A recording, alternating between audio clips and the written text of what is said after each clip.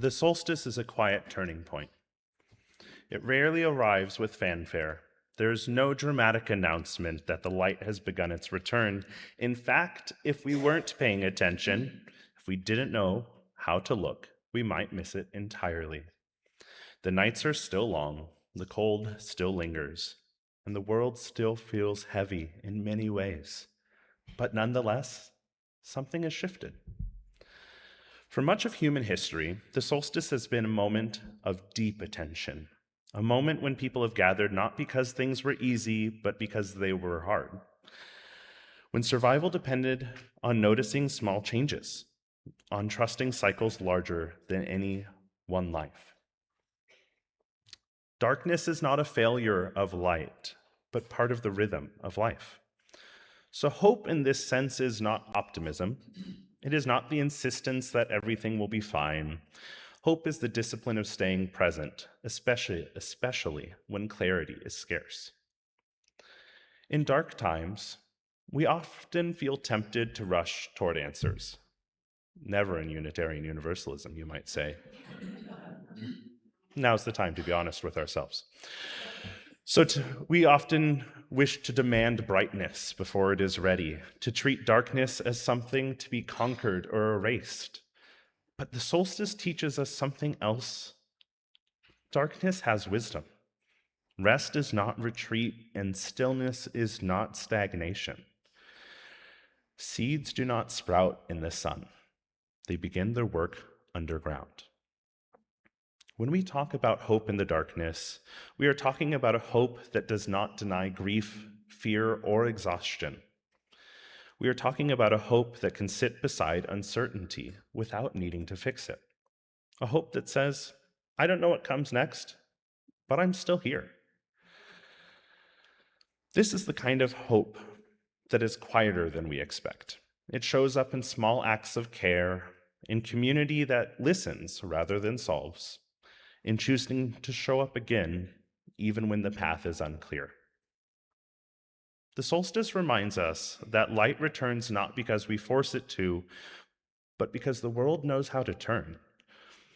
Because something older and wiser than all of our anxiety is still at work. Because even in the darkest, deepest night, life is preparing itself to continue. We don't hold that hope alone. We hold it in community when we share our milestones, our joys and our sorrows, our fears and our celebrations. When we ring bells one at a time, like stars appearing in the dark sky, or when we sit together in the silence, trusting that presence itself is an offering. This does not ask us to be fearless. It asks us to be faithful to each other, to the very slow work of becoming, to the possibility that this darkness is in fact not the end of our story. So as we mark this solstice, as the earth pauses, breathes, and begins its gentle turn toward the light, may we allow ourselves to rest here, to honor what is unfinished, to trust what is quietly growing. No one can hold back the dawn, but neither does it need to be rushed. May we learn to wait with intention, to tend the embers, and to walk forward together, carrying hope that is not a certainty, but as a practice.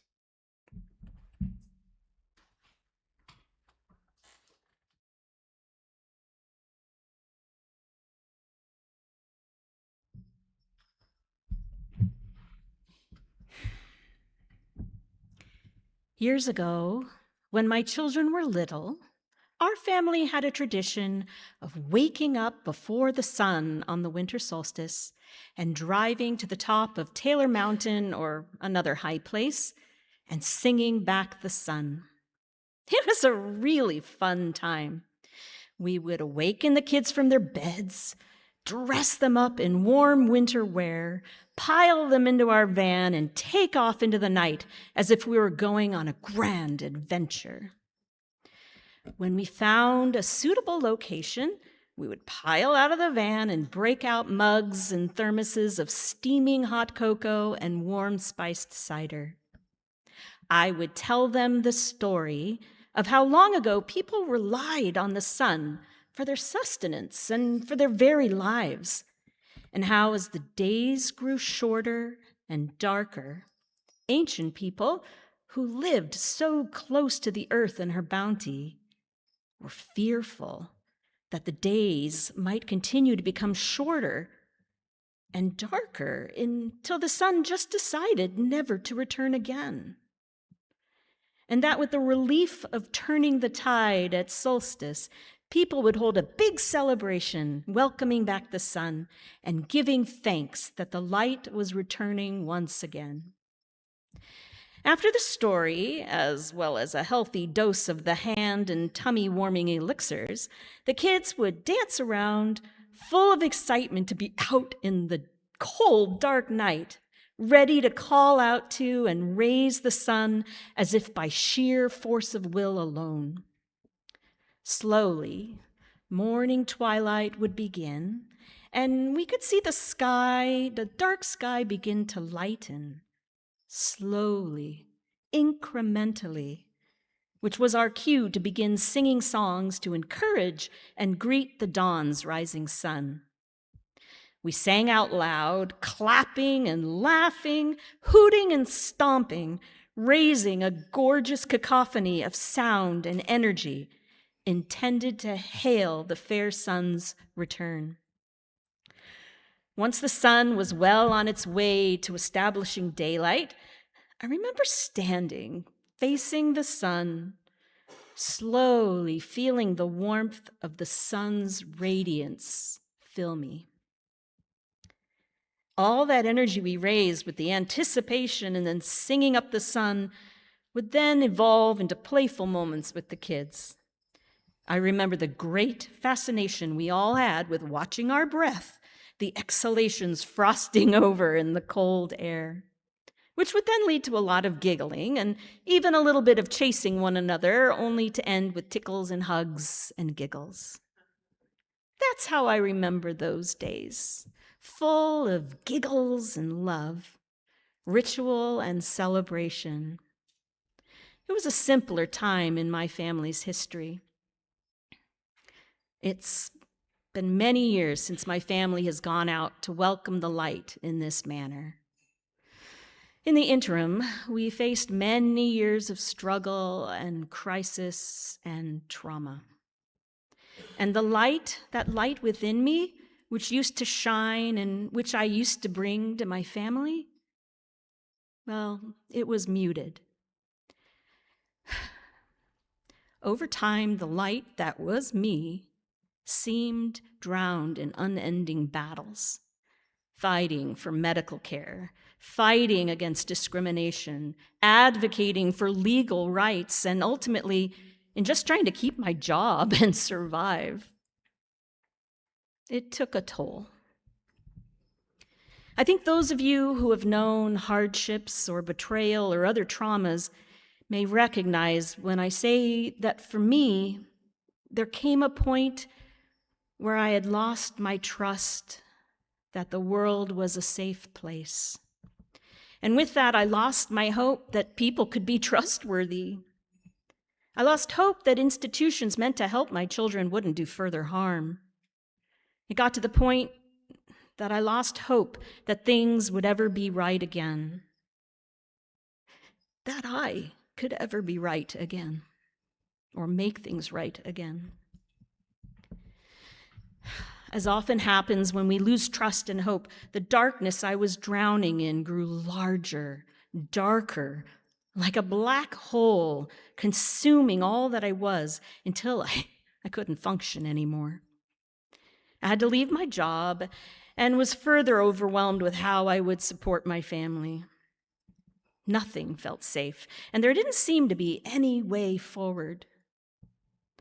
Sympathetic to my situation, at my exit interview for my job, my director told me something which she said had helped her.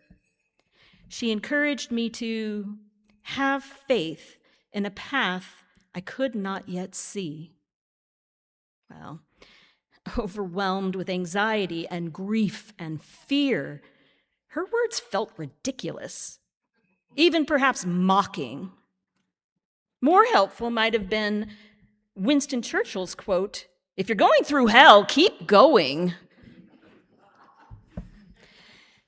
But as difficult as the road between us had been, I do believe she meant it in a kindly way.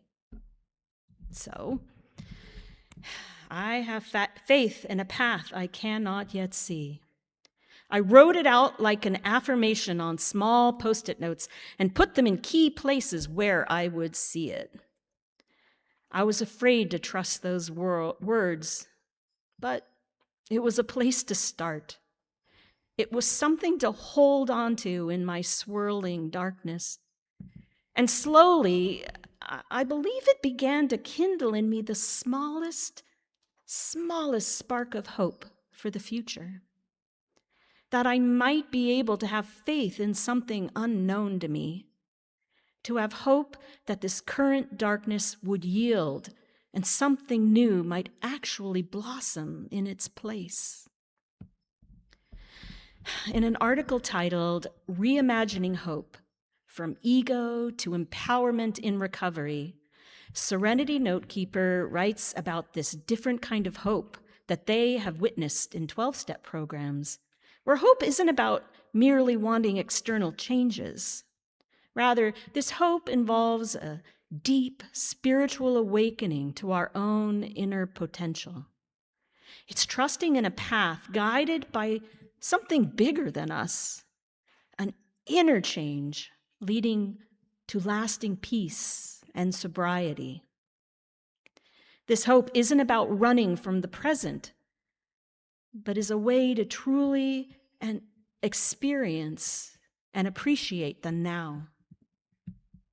I had no way of knowing that having to leave my job, that frighteningly stark shift in my world, which felt only like an ending, was actually an opportunity for transformation from the inside out, a blossoming.